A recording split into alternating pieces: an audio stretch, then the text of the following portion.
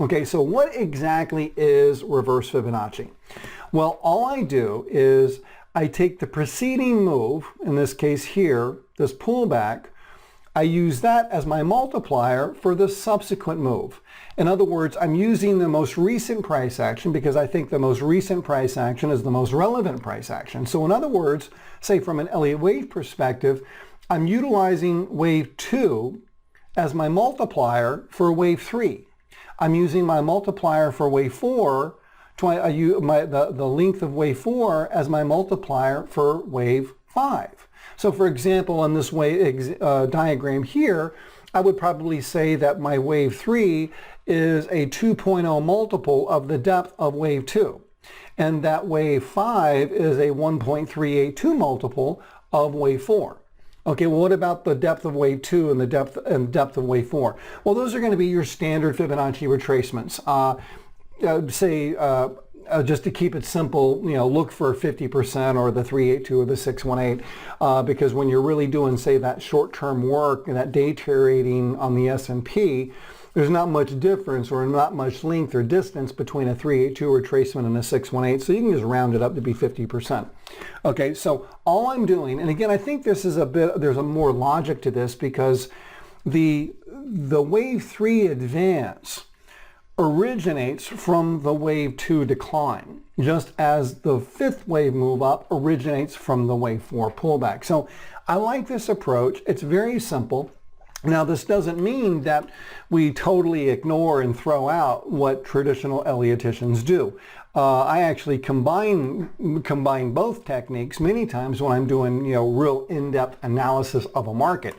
But if I'm doing something fairly quick and on the fly, say from a trading perspective, and I need to be able to look at a market quickly and be able to identify, okay, hey, a likely target or a likely, say, profit-taking point, then I'll simply utilize my reverse Fibonacci technique. So again, in this example, I'm using wave 2 as my multiplier for wave 3.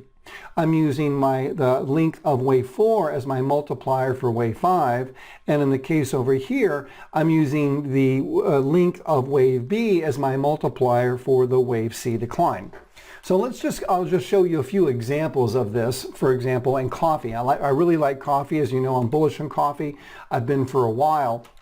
So for example, let's go back to, say, the price action roughly here. Okay, we have the decline, we have the advance, we're going lower, but how low are we going actually? And what wave to the downside are we going? Because we're going below 110.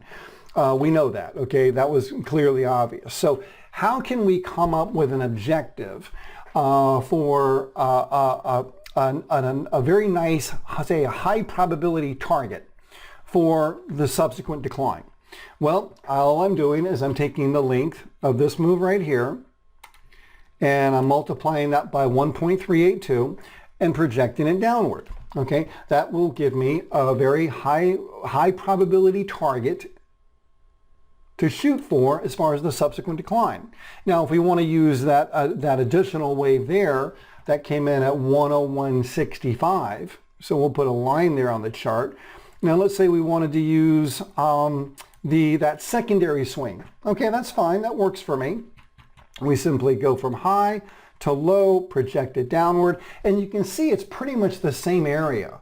That's where we're looking for that wave, that next wave down. Okay, we're not necessarily identifying the wave as far as a C, a B, an X, or a 1 or a 3. We're just looking for a target. Okay, well, as you can see moving forward, that came in quite nice as far as being able to identify a high probability, say, area on the chart for us to achieve. We were looking essentially at that 101 handle, and as you can see, that's where prices essentially bottomed. Okay, now let's move on and work forward on the price chart.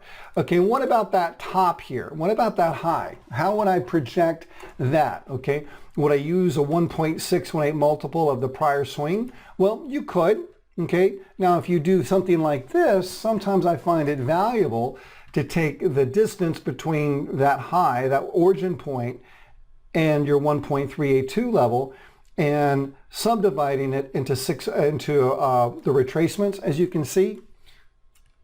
So there's, and as you can see, that came in quite nicely. Or we can use the most recent swing, which would be the sell-off that we saw back in August here. So we're using the 1.618. So now we begin to identify a cluster of resistance on where we're looking for basically the market to actually travel to and then reverse from. And then what about the subsequent decline? Okay, all we're doing, take the most immediate swing, which would be this case right there, and what I'm referring to is this advance, to identify a downside objective for the subsequent decline.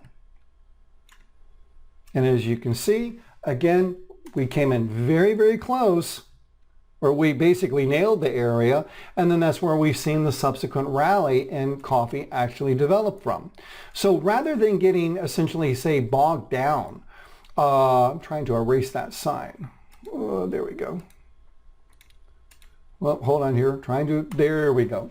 So rather than getting bogged down in the way a traditional Elliotician would use standard Fibonacci ratios, retracements, multipliers, and we haven't even gotten into dividers yet.